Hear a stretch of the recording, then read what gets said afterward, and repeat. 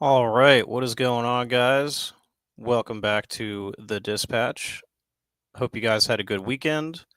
Um, Hope you're enjoying your Sunday night.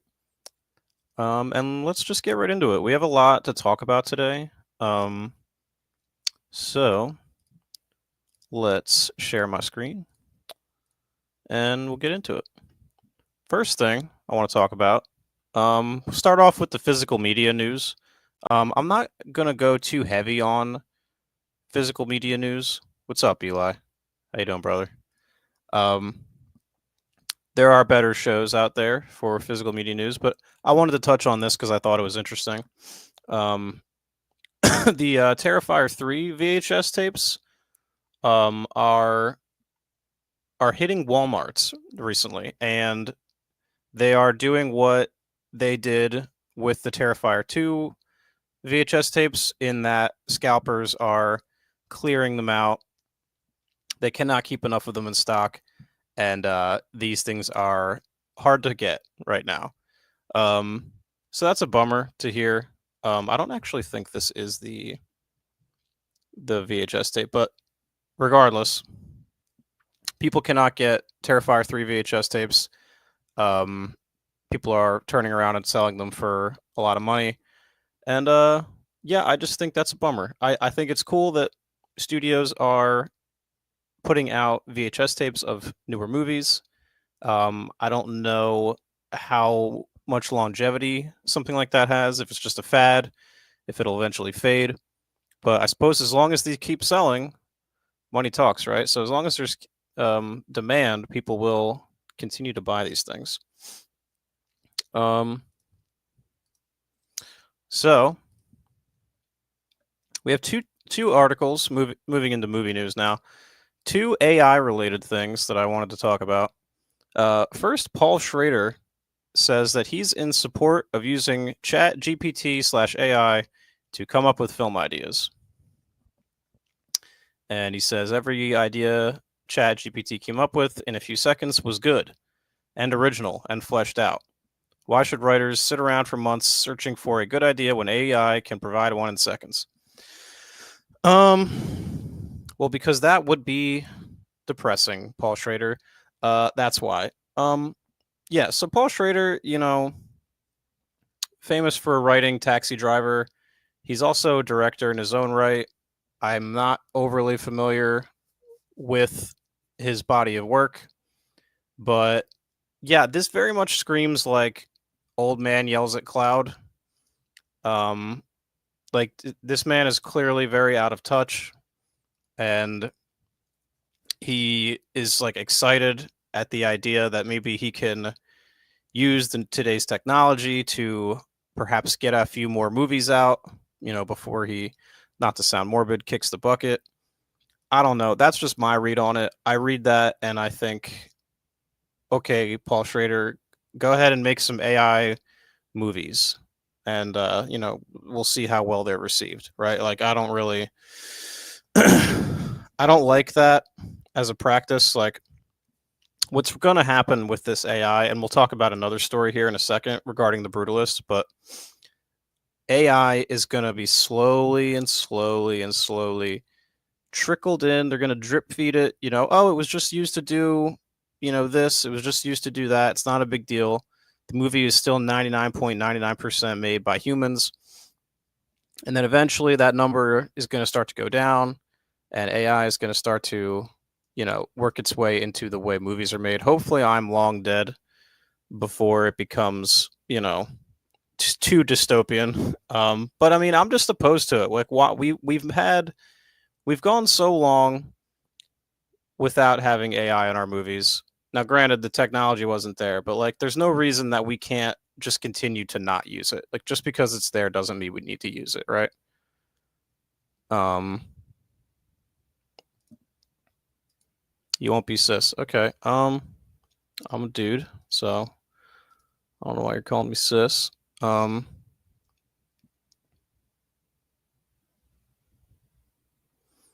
so we'll get into the next AI thing, and that's the fact that the Brutalist apparently used some AI, and that's got people upset because it's nominated for some Oscars, and people are talking about how if a movie's nominated for the Oscars, then it shouldn't have any AI in it, in order to have that eligibility. I have not yet seen The Brutalist. It's not available near me, but apparently it was used in like some language dialogue editing, specifically to refine certain vowels and letters for accuracy. They say that it was a manual process done by our sound team and re-speecher in post-production. So I'm inclined to think that if they are going to use AI, then it sounds like this is okay because, it's not overly distracting, right? We're going to talk about the substance a little later on, Tomcat. Okay, I actually like this fan theory. I don't hate that. Eli says this is happening with AI in other industries too. Yeah, I mean it's just going to slowly work its way into our everyday lives, and that's just unfortunate. But I mean it is what it is. What can we do, right? Once it's out there, you can't. There's no putting it back. Like you can't put Pandora back in the box. So, as far as the Brutalist's AI usage goes, I don't really know how detrimental that will overall be. If it can make making movies easier for people like this, because the Brutalist apparently does not have a large budget, so but apparently it's very grand in scope and scale. So I'm okay with them using it for something like that when these guys already have the deck stacked against them to try to get this movie made. And I'm excited to see The Brutalist, so hopefully it's good. But let's move on to the next topic. This real quick, we'll just talk about this. There's not a ton to talk about here, but Richard Linklater's new movie, Blue Moon, will have its world premiere at the Berlin Film Festival in February, so next month. It's got a great cast: Ethan Hawke, Margaret Qualley, Andrew Scott, Bobby Cannavale. I wasn't super high on Linklater's last movie. I didn't really love Hitman too much. But I love Richard Linklater. He's responsible for some of my favorite movies, so this is something to keep your eye on for 2025. Again, we don't have a lot of information about it. There might be a trailer out. I'm not 100% sure. But yeah, keep your eyes peeled for that one. We've also got a new Ethan Coen movie coming. It's called Honey Don't, set to release in May. This one also stars Margaret Qualley, which I found interesting. She is a rising star for sure. She's going to be here to stay. And then it's also got Aubrey Plaza and Chris Evans. And, Chris Evans desperately needs a good role, I think. He has not chosen the best projects, like post Avengers Endgame. So, yeah, that's it. Just keep an eye out for those two movies if you're interested.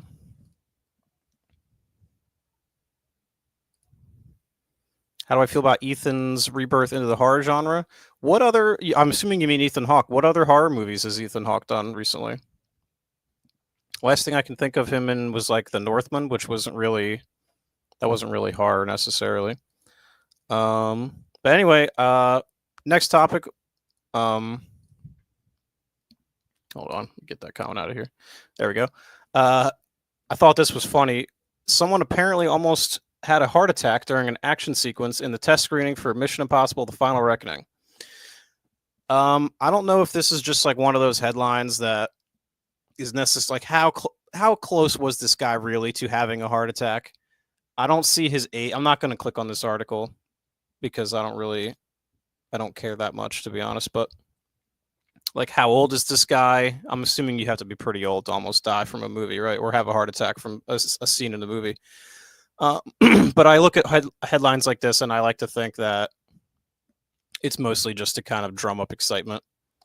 I doubt I doubt it's like that exciting. But again, this could potentially be the last Mission Impossible movie. So I'm imagining that they're going to try to pull out all the stops for this one. So I just thought this was a funny headline. Um, Again, I'm not going to click on greatmagazines.co.uk for the full story, but I doubt that there is much more of a story to this. But I just thought it was funny. And then we have this new trailer, which I'm not watching because I do not watch trailers anymore. But wanted to put this on your radar if you haven't been made aware. It's a new A24 horror thriller called Opus, starring Ayo Edebiri and John Malkovich. And it is supposedly about a pop star who disappeared 30 years ago and has started a cult. People have been comparing this to The Menu, which is not an A24 movie, but there's been some like Twitter discourse that I've been made aware of where people are like talking about how like The Menu, like A24 just keeps making The Menu basically, which is a stupid thing to say because The Menu wasn't even an A24 movie, but they kind of just take that core concept apparently and like sort of just like an Eat the Rich sort of thing, I guess you could say. Anyway, it's not really important. But apparently this is sort of in line with that. So yeah, this is something that I'm excited for. Again, yeah, like people in the comments, this is not the same plot as Blink Twice. Yeah, so like you're kind of just sort of seeing, I guess it's some thematic stuff. Yeah, sounds a little bit like Blink Twice. The Menu was on and on. Yeah, so like people are kind of drawing comparisons where there really aren't any. I don't know. I'm going to see this, but again, I don't watch trailers anymore. So if you're curious about this, you're going to have to check it out on your own. This is a bit of a disappointing headline. So we were made aware that there was an extended cut of Nosferatu, and like a lot of people, including myself, got really excited. Why am I talking so fast? I feel like I'm talking pretty normal, but if you'd like me to slow down, then I guess I can. Actually, no, I'm not. I'm going to talk how I want. Anyway, the extended cut is only 4 minutes longer, which is sort of disappointing. People were kind of hoping that it was going to be maybe like 20 minutes max, you know, like something like that, maybe 10. Anything but 4, really. Like 4 is kind of a disappointing number.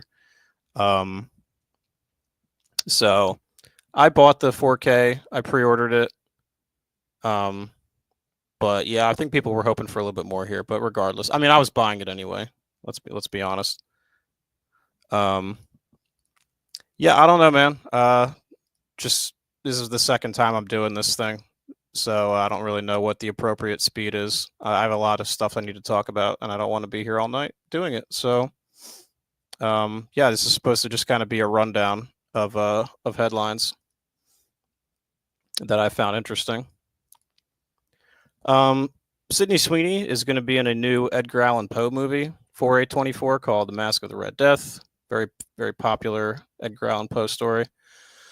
Darkly comedic, so that sounds fun. So like right here, right, like this is an example of why I don't watch trailers. I like Sydney Sweeney. She's a fine actress. I think Edgar Allan Poe stories are interesting, and I like seeing modern adaptations of them. And A24 is involved. So like this is something that I could see. I could go in based on knowing nothing else but those 3 things. And I don't need to see a trailer or anything else like that. So this seems cool. Sydney Sweeney is also on the up and up, rising star. I don't even know if rising is necessarily accurate anymore. She's pretty much A-list at this point. But yeah, another movie to keep your eye on. I don't know if this is supposed to be coming this year or this will be a 2026 thing, but keep your eyes on that. We also have a new Sam Raimi movie coming. Rachel McAdams and Dylan O'Brien have been cast, and it's called Send Help, which is described as a horror version of Castaway mixed with Misery, which I found very interesting. I love both of those movies. I actually just did a whole video on Misery, whole pre-recorded video on Misery on my channel. Really like Misery, and Castaway is like my favorite Tom Hanks movie. And it's going to be cool to see Sam Raimi doing horror again. I was worried he was going to kind of get caught up in the.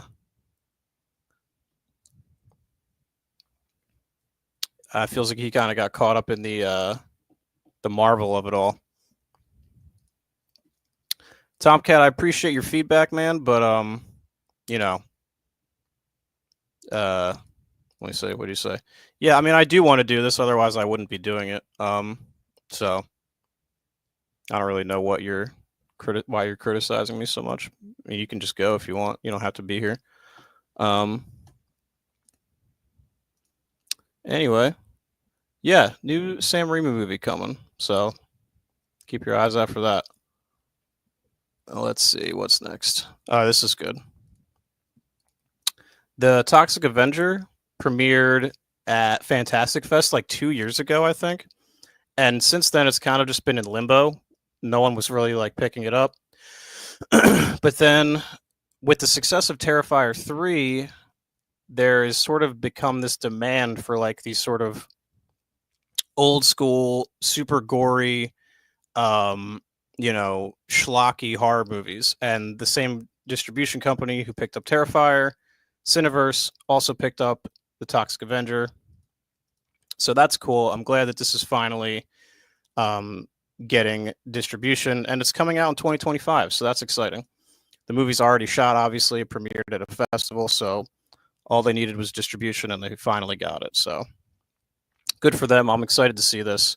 It's got Peter Dinklage in it, I think, and some other people.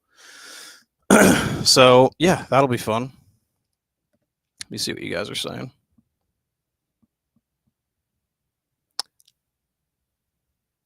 Okay. Well, I'm glad you like Terrifier 3. I also enjoyed it. I thought it was a lot of fun.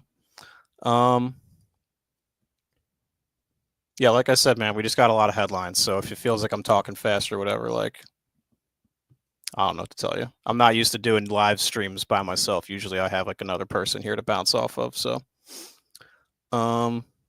this is not an exciting headline. First of all, so many Star Wars headlines. We've seen so many of them over the years since 2019, and like none of them have come about. Like, what's her name? Patty Jenkins, I think, the girl who did Wonder Woman, was supposed to do like a Rogue Squadron movie. That never happened. Apparently, Mandalorian and Grogu is happening. James Mangold is supposed to do a movie, but like there's been like 10 announced Star Wars movies that none of them have happened. And apparently, Sean Levy is fast tracking a Star Wars movie with Ryan Gosling. So, like, whatever. I don't personally care about Star Wars anymore. I don't know if I like the idea of Ryan Gosling in a Star Wars movie, but apparently this is being fast tracked because of Ryan Gosling's interest. So, and Deadpool and Sean Levy's like on top of the world right now because Deadpool and Wolverine did so much money. So like that kind of pairing is pretty strong, I guess. So yeah, I don't really, that doesn't excite me personally, but you Star Wars fans out there, you got potentially a Star Wars movie that might actually come out. See you, Tomcat. Sorry if I seemed a little defensive. I just maybe I'm overly sensitive. Anyway, let's see. Yeah, we got a camp slasher movie coming from Finn Wolfhard, from Stranger Things, and this guy Billy Brick, who I'm not familiar with. The trailer for this is out. I watched it. I know I said I don't watch trailers, but I was curious about this one because I'm not necessarily a fan of Finn Wolfhard. I don't really think he's got like, I don't think he's a great actor. But that's just my opinion. So when I heard he was directing a camp slasher film, which if you don't know, I did a video all about camp slashers. It's one of my favorite genres. Subgenres, I guess you'd say, of horror. And yeah, I mean, I'm just very skeptical. I watched the trailer. It looks exactly kind of what I thought it would be. He looks very like sarcastic and just not. It's like a silly take on it, and it's like bunch of Zoomers running around getting killed in a camp. I don't know. I don't really think it's going to be good. I don't think Finn Wolfhard has the juice to pull off something like that. Frankly, I mean, I'll still see the thing and I'll give it a shot, but like I feel like he's got a lot of audacity to try to direct a camp slasher movie. Like this just feels like another thing that's like taking the piss out of the thing that it's homaging or influenced by. So I don't know. I don't really think this is going to be very good, but I've been wrong before. So let's see. We got some Robert Eggers news here. We're getting not one but two new Robert Eggers movies. So first, before this headline, it was rumored that Eggers was going to do a sequel to Labyrinth or a Labyrinth movie. I have not seen Labyrinth. It's the Jim Henson, David Bowie thing. And I'm like, okay, whatever. That's I really hope that headline's wrong because I don't want to see him do an IP thing. I want to see him do his own thing. And then this headline came out where Eggers is going to direct a werewolf movie, and I was like, oh, dope. That's awesome. That's perfect. It's coming out Christmas Day again. He's running it back. So I thought that was cool as hell. I was like, great. Oh, the Labyrinth thing must have been not true, right? No, it is apparently true. We are getting a Robert Eggers sequel to Labyrinth. I guess I gotta watch Labyrinth. I don't know. I don't really see the vision here. I don't understand how Robert Eggers' style correlates to something like this. Labyrinth seems very whimsical. It's got like puppets in it, like big fuzzy puppets. Again, it's Jim Henson, so like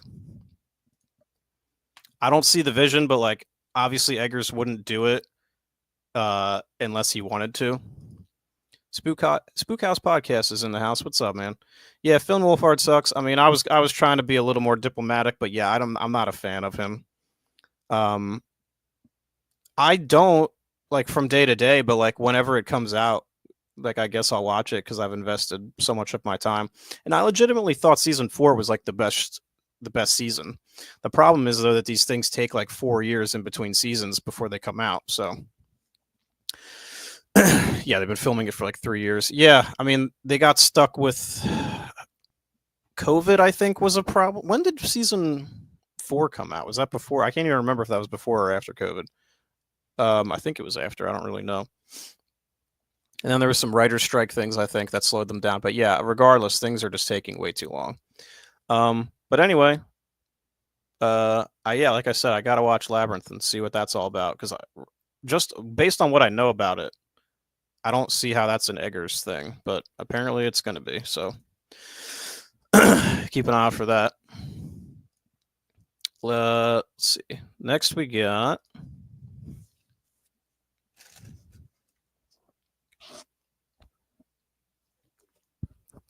Excuse me.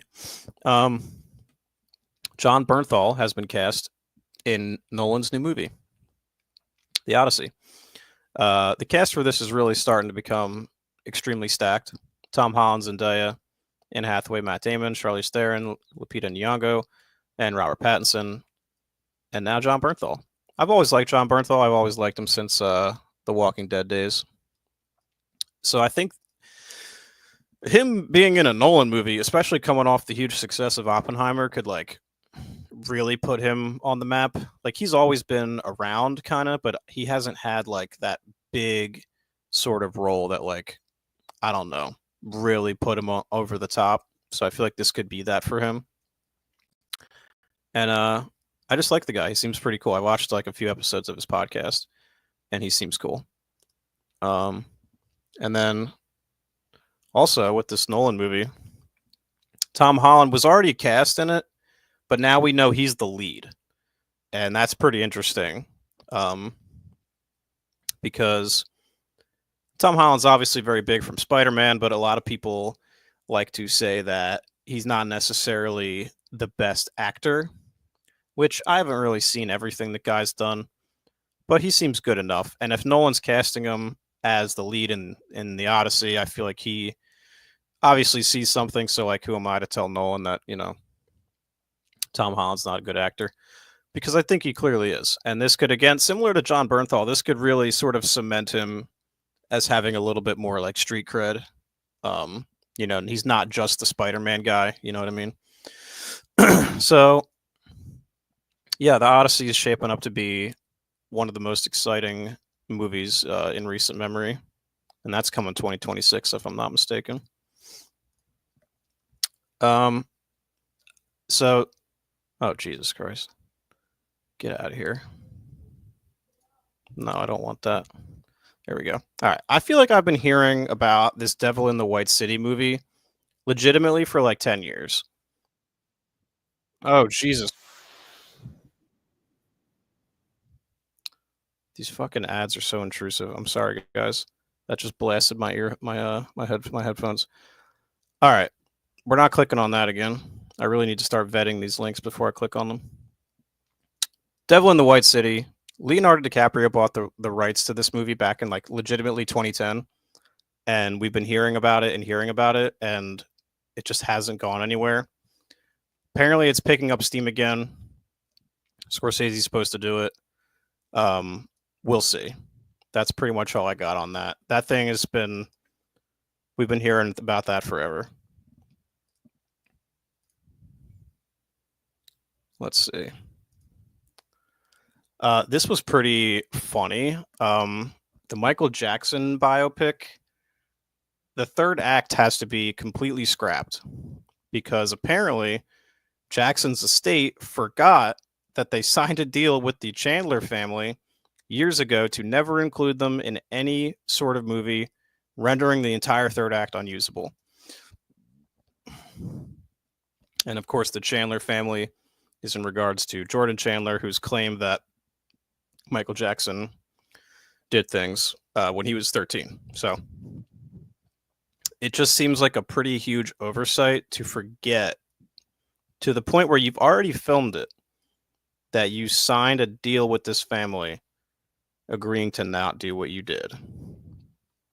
And this stars, I think, who does this star? This is like Michael Jackson's nephew or something who's playing him in the movie, which is interesting. Musical biopics pretty much do nothing for me. I don't think there's ever been one that I've loved. And I'm honestly shocked it's taken us this long to get the Michael Jackson one. This will undoubtedly be a huge movie whenever it does come out, which is going to take a little longer now because they can't use the third act that they shot, which is kind of funny. I'm not going to lie. Just the way these movies are so they just burn money. Let's see. Brad Pitt has been cast in a new David Ayer film, The Heart of the Beast. Survival thriller follows a former special forces soldier and his retired dog who battle for survival after a plane crash deep in the Alaskan wilderness. This seems cool. This kind of seems like Castaway a little bit, except it's Brad Pitt and he's got a dog. So that seems cool. And I like David Ayer. He's a good director. And Brad Pitt is pretty dope. So yeah, I'll pretty much see whatever Brad Pitt does. He's got this F1 movie coming out too, like a Formula One racing movie coming out this year. Excuse me. So let's see what else we got. Apparently the Monkeys trailer is like racking up insane views. 109 million views, which is a record for an independent horror film. Osgood Perkins obviously has a new movie coming out next month, which is pretty cool. He's still like Longlegs is still very fresh for a lot of people. Oh, whoops. So it's cool whenever things wind up being the case where they have another movie come out like in pretty close proximity. But this one seems like entirely different tonally. It looks like a pretty pitch black comedy. Looks like it could be very funny, as well as just very gory and over the top. I'm super excited for this. I think it's going to be a lot of fun. So hopefully it does well at the box office too. But if these trailer views are anything to go by, it certainly should be. Let's see what else we got. We got Scary Movie 6 coming in 2026. The Wayans brothers are back. I think we as a society need Scary Movie again.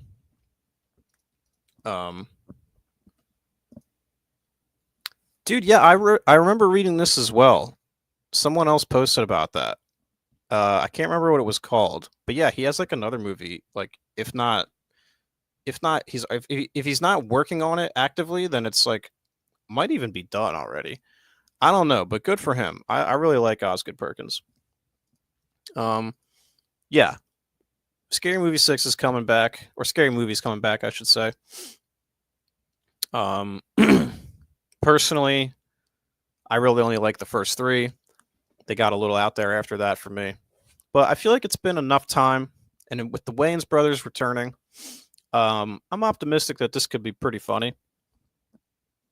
Especially with the state of horror movies being as they are. If they're able to kind of cleverly do some commentary on like the last 10 to 15 years of horror movies, then you could really have something special here. So hopefully this is more of like a return to form for the first like 1 to 2, I would say, with maybe 3 as well.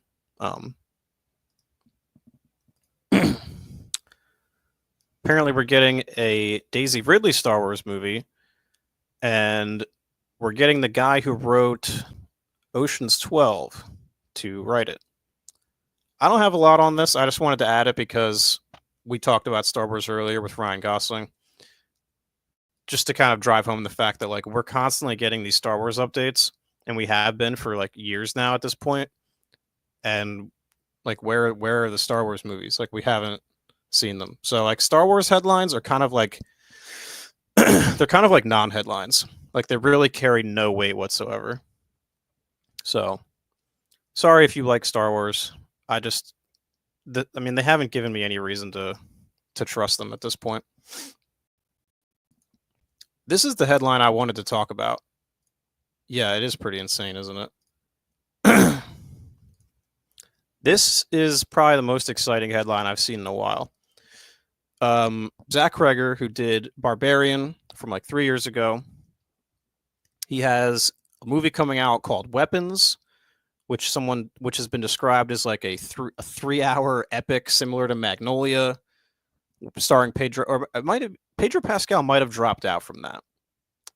I don't remember, and I think Christopher Abbott has replaced it. But regardless, ever since Barbarian, I was like, oh, Zach Kreger has the juice. I'm excited to see whatever he does next. Got the announcement for Weapons. I thought that was exciting. I'm excited for Weapons. But then we got this headline, which is that there is a Resident Evil movie reboot in the works with Zach Kreger to write direct. Excuse me. Along with PlayStation Productions, whom I'm guessing is like Sony's movie studio. It's described as a revamp that, this is important, will take the title to its horror roots and be more faithful to the initial games. Now, we've heard this before. We heard this back when they did Welcome to Raccoon City, which was a total, I mean, that movie was like a loaded diaper. It was just a big, full, stinky diaper. Not good. And the movie even had the audacity to set itself up for a sequel, which obviously we will never get. But so if this was just another headline saying that same thing, I wouldn't be excited about it. But the fact that Zach Kreger is involved, obviously I'm assuming he is a Resident Evil fan. Otherwise, I'm not sure he would do this. But I just feel like we're in good hands. And I feel like hopefully they will take away the right lessons from what didn't work about Welcome to Raccoon City, because myself and many Resident Evil fans for many years have been saying, just adapt the games, man. Like the blueprint is there. Just adapt the games, and you know, you really can't mess it up. What you don't want to do is adapt both the first and second games in one movie, because that didn't work. And you also don't want to like totally like do a blatant character assassination. I mean, you look at Leon in Welcome to Raccoon City, and it's like it's just a bad cosplay of Leon. Guy doesn't act like Leon. Doesn't even really look like Leon. So, you know, I'm excited for a Zach Kreger Resident Evil. This shot up to to the top of my most excited or most anticipated list. I love Resident Evil, and I'm excited for more Zach Kreger movies. I hope we can maybe fast track this, because Barbarian was a little while ago now, and I want some more. Damn it. Let's see. Coming towards the end here, guys. This is just another real quick new movie to look out for. We got a Paul Thomas Anderson movie.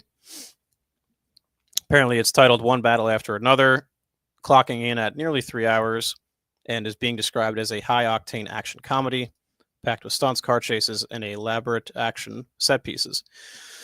That sounds cool. I didn't really love his last movie, Licorice Pizza. I thought it was kind of weird and like not in the great way. It's just kind of, I don't know, there's just something very peculiar about it that I found very forgettable. But this seems very different from that. And, it's PTA. Barbarian does not have a physical release, sir. And it's a damn shame. So, yeah, this is another one that we can add to our list to keep an eye out for. This might come out this will probably come out this year. The fact that it's already screened, means that it's already done and everything. So maybe it just needs a distributor. I'm not really sure. Oh, it looks like Warner Brothers has it. So, all right. So keep your eye out for that. And I don't have an article for this one, but the last thing is just that The Substance is racking up Oscar nominations, and it's basically going to be between Demi Moore and Mikey Madison, as far as who's going to win Best Leading Actress. Personally, I think Demi should take it. Not only did I find her performance better than Mikey's, but it would just mean more, considering the subjects and the themes found in The Substance. I just think it would be great if Demi won for that. Her speech at the Golden Globes is so good. Just makes you want to root for her. Typically, I don't buy too much into the Oscars. I generally don't care, but if there's like a narrative that I can really invest myself in, we saw it with Brendan Fraser and Ke Kwan back in 2022, I think, where they both were having like a comeback moment in the same year, and that was really cool. And then Paul Giamatti, I thought was really great in Holdovers, and I really wanted to see him beat Cillian Murphy, but like there was just no way. And this is a situation where Demi Moore not only deserves it, but like, I mean, you could tell she really. I mean, I think she'd be fine if she didn't get it, but it's just clearly her performance. She's asked to do so much more. Like, I think if we're comparing the two, right? Obviously, they're very different, but like, because I don't think anyone else really has a chance. I think it's clearly between Demi and Mikey for her performance in Anora. So if we're looking at just those two, I do think that Demi is asked to do way more. I think the performance is that much more impactful, and it's such a vulnerable. I mean, Mikey's is vulnerable as well, but the thing is, Mikey will have more chances, where this is probably Demi's only shot at an Oscar, and it's also just a big win for the horror genre. So I think I just think that Demi should take it. So also Coralie Fargeau is nominated for Best Director, and The Substance in general is nominated for Best Picture. So, huge win for The Substance. Even if they don't win any of the ones they're nominated for, just the fact that they're nominated is a win in and of itself, because horror is just not ever acknowledged by the Academy. What's up, John Doe Juggalo? Yeah, we're just wrapping up, so if you want to check out the replay, this is the second episode where I'm just kind of doing rundowns on various movie news headlines and stuff like that. So, yeah, but that's it, guys. That's this week's episode of The Dispatch, where I just kind of run down all these headlines and give my thoughts on them. So, hopefully you enjoyed this, and we'll be back next Sunday to talk more movie news. So, with that in mind, take care and watch more movies.